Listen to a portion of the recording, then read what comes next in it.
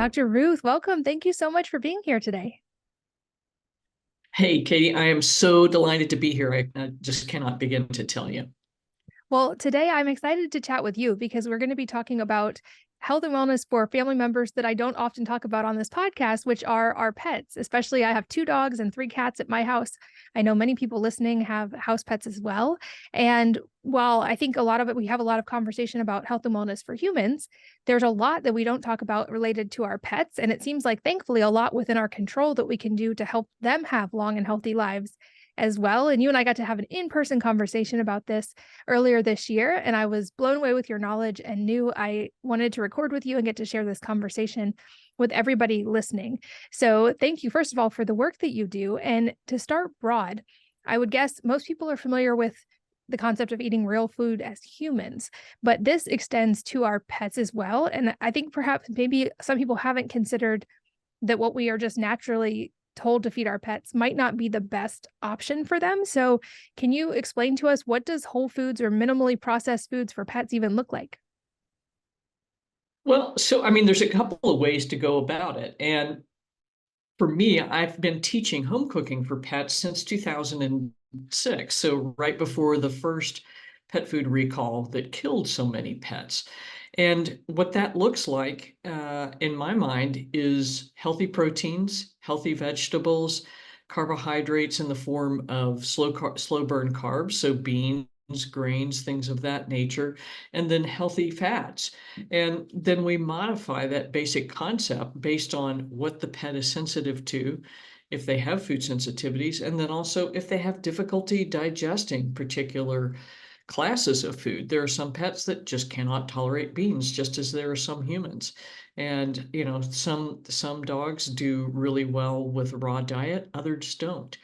But I think there's a myriad of options. The raw movement is very strong. For me, I think that's maybe not truly the ancestral diet, and in fact, that looks like the dogs grew up eating or grew with us eating what we eat, which has been hunter and gatherer. Yes, protein, animal protein, but also berries, nuts, all of that good stuff. So it's kind of whatever you want it to be, just not the kibble, please. Well, and I think this is such an important topic because I know at various times I've been told not to give dogs, for instance, people food.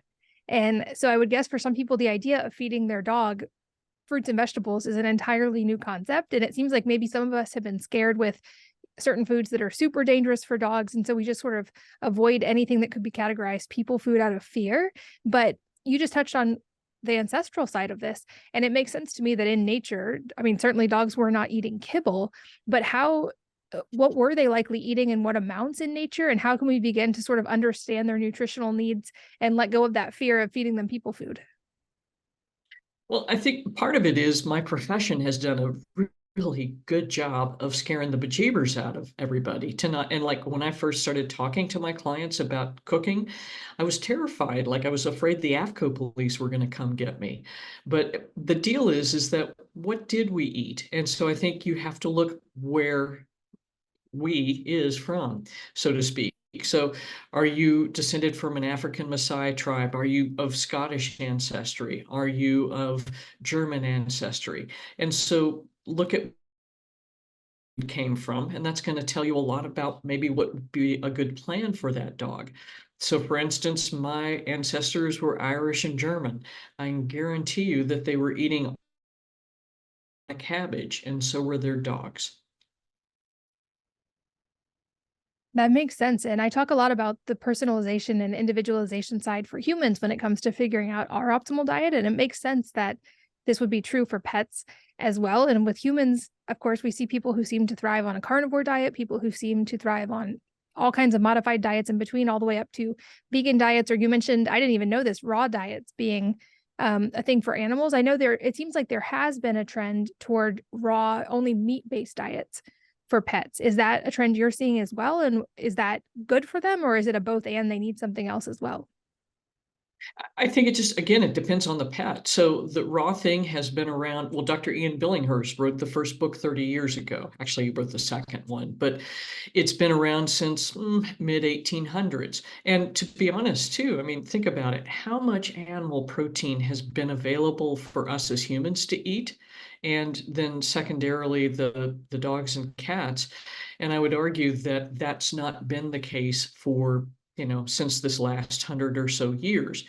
But dogs came up with this as hunter-gatherers, and so they were eating what we were. And so sometimes the hunting was good and sometimes not so much. So the honest truth is they were eating our garbage first, then our leftovers, and then finally what we fed them. And so it just depended on where we were in the cycle of the season. Yeah. That makes sense. Well, and I mentioned the fear of, I know I've heard all kinds of things about certain foods being overtly toxic to dogs. Is that true? And are there certain foods, before we talk about what goes into a diet that is good for dogs and cats, are there certain foods to always avoid for pets?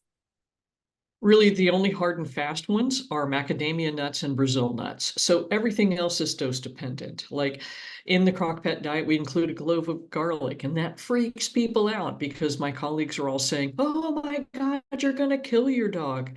Well, garlic and onions are toxic to us as well if we eat 10 pounds of onions.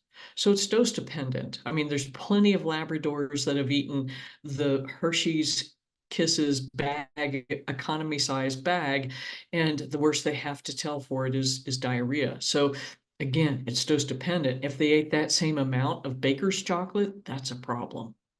So very few actual toxic foods. That makes sense. And good to know, because that way we don't have to be as worried if pets accidentally get into something in the pantry, less cause for concern. And it makes sense that just like with humans, the dose would matter. I love that term that you have, Crockpet Diet. And I think it's such a great introduction to the idea of, oh, you can actually cook at home for your pets also. For people who this is a new concept to, I know I'm learning from you as well. What are some of the core things that you recommend starting with and including in that? I would guess like we'll have to figure out the personalization relative to each pet, but what are the starting points? Well, first of all, is if you know your pet's sensitive to something, then don't include that in the diet. For many people, that's chicken or beef.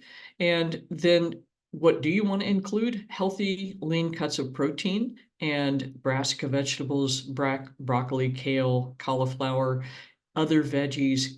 So carrots, zucchini, all of the good stuff out there. And then beans that are well cooked. Again, legumes are a really great source of protein, great source of fiber. We're, part of the deal with all these veggies and the legumes in particular is we're trying to feed the microbiome, and the microbiome needs fibers in order to really be diverse and thrive. So healthy oils, so we'll generally add those last. So things like olive oil, coconut oil, grapeseed oil, and then finally, if your dog is tolerant of them, healthy grains. And I would choose things that are really more grasses than grains, so amaranth, quinoa, that sort of stuff. And I think the other side of this is I don't know that I've ever looked, and I would guess some people listening haven't either. Most pets in America seem to just get fed the kibble pet food that we buy at the grocery store.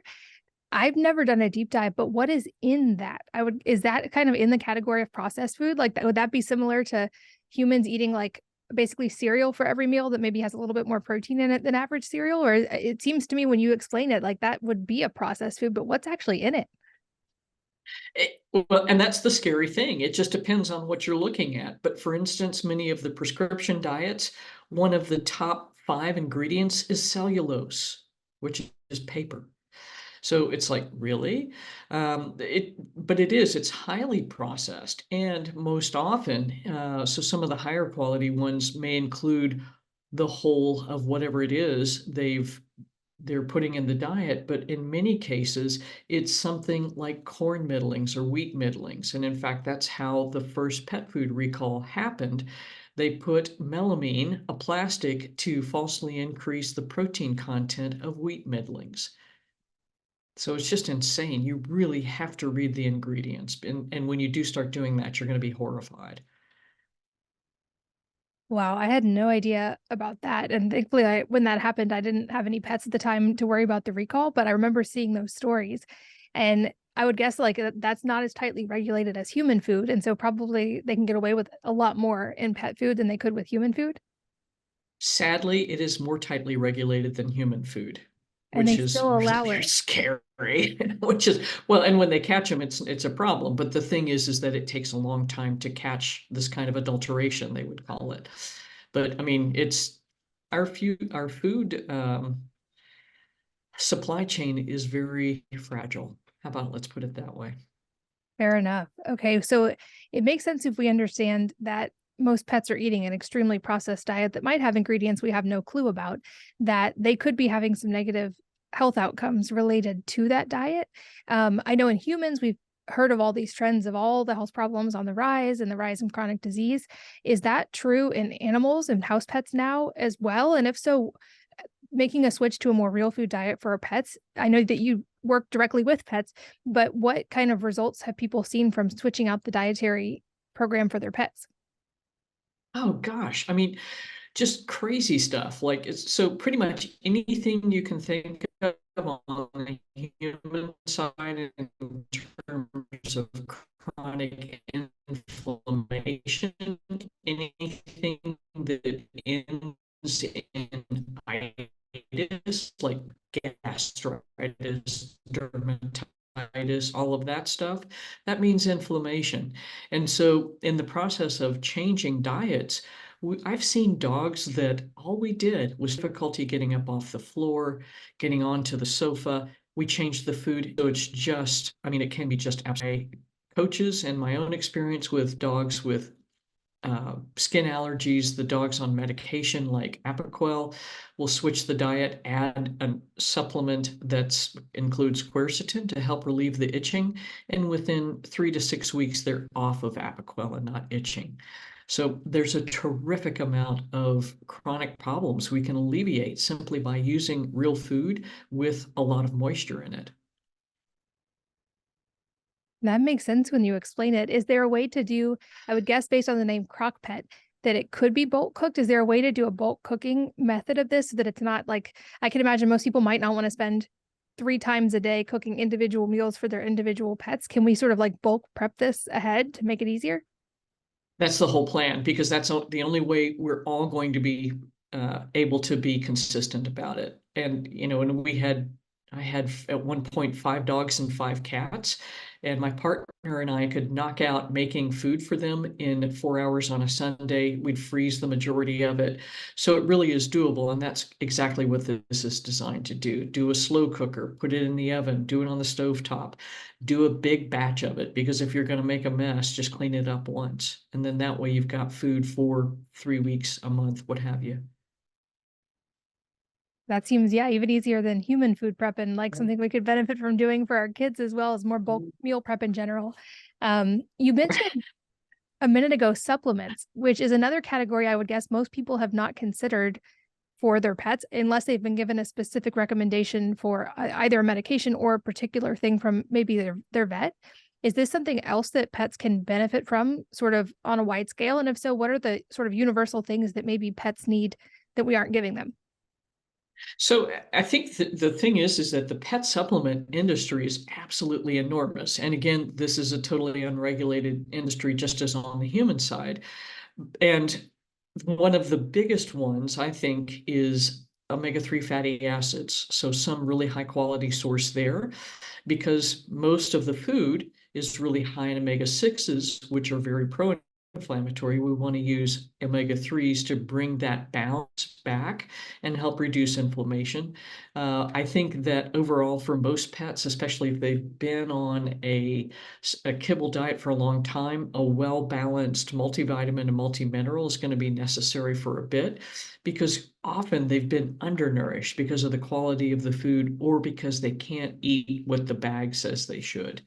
And then it just depends on what else is going on. So quercetin I love to use to support both kidneys and as well as to reduce histamine and reduce itching. But there's a ton of stuff out there. Some of it's good, some of it's not very good. And so I think that's where you really need help, is to choose someone that you support and that you trust to help guide you to better options. Got it. And so maybe just don't give our pets the supplements we're taking, but do the research, work with someone who knows what they're doing to figure out what they need, just like you would for yourself and your health. Exactly. And it's not that human supplements have anything wrong with them. And in fact, I will use many of them because many of the pet labeled stuff are really inferior core quality, but you do need to find somebody to work with. So you're not like some of our consult clients that come in with their pet on 27 supplements. That's going to just create a hot mess. Yikes. Okay, good to know. Is there a difference? I know we talked a little bit more about dogs in this conversation. Is there a difference between dogs and cats and what their sort of baseline healthy diet looks like? Absolutely. So kitties are truly obligate carnivores, and they must eat enough animal protein to get adequate amounts of taurine, which is an amino acid. So their diet, cats will self-select a diet that's a little bit more than 50% in protein, and then the majority of the rest of it in fats, and then a little bit in carbohydrate, which fits the idea of the fact that they should be eating mice and birds, right? So they really do require a very different profile, whereas dogs have developed the ability to digest starch since they've been hanging out with us. That's so fascinating. And since we're having the conversation about real food for pets, it also makes me wonder, and like supplements, et cetera, what lifestyle habits we can do to support our pets. The irony here is, as I think about it, I wonder if in some ways we're actually better about this with our pets than we are with ourselves or our children, in that I know most pet owners take their dogs for a walk, for instance, or pets in general, like dogs and cats. Mine at least seem to not have any trouble with sleep. They seem to sleep when they're tired, wake up when they're awake. They run around in the backyard and get exercise. But are there things we can do from a lifestyle perspective that are especially supportive of our pets, or maybe even things in our environment that are not healthy for our pet that we might want to consider avoiding that we haven't considered? Absolutely. So the really scary thing, I'll start with the scary news first, and then I'm going to tell you the things that you can take care of on your own. So the scary thing is that if we're toxic, us humans, ourselves, adults and children, the frightening thing is that dogs have 63x.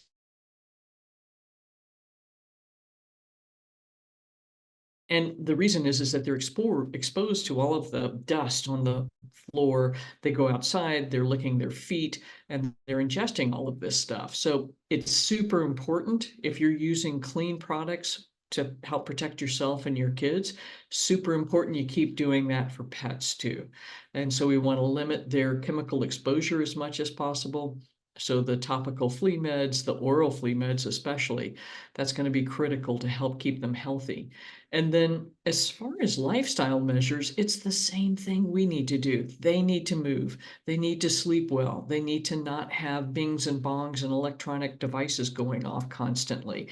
They need you to sit still with all that stuff turned off with them for 2 or 3 minutes a day and just breathe and be present and pet them and show them how much you love them. I mean, how much better would our lives all be if our partners, our kids would sit with us for 2 or 3 minutes in peace and we could just chill.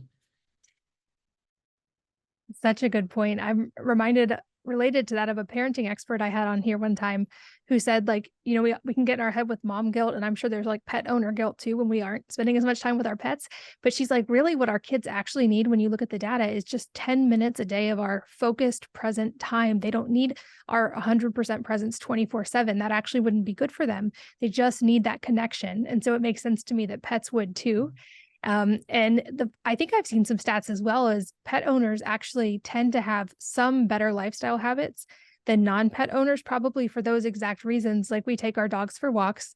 We want to be outside with them. They're also little like dopamine factories because they are so fun to be around, and petting them is probably great for us as it is for them. But that's such a great reminder of just like unplug for a couple minutes and be present with your pets, and certainly with your kids if you have them too. I love that. That's so awesome. Yeah, but exactly. And is there anything else when it comes to, I know we're going to get to do another episode that goes deeper on the more like if there's an issue or if you're working with a vet and all of those things. Are there any other things on the diet, lifestyle, or habit side as pet owners that we maybe don't consider or are definitely not getting right that we could improve? I think the biggest thing is, right, if your dog's having a problem, your cat's having a problem, you go to the vet, and the vet's solution is here's this medication.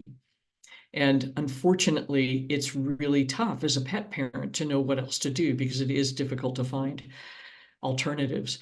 So what I would suggest you do is find a holistic vet, find a holistic pet health coach, find somebody that can help you walk through what the issues are and offer you some suggestions before you're committed.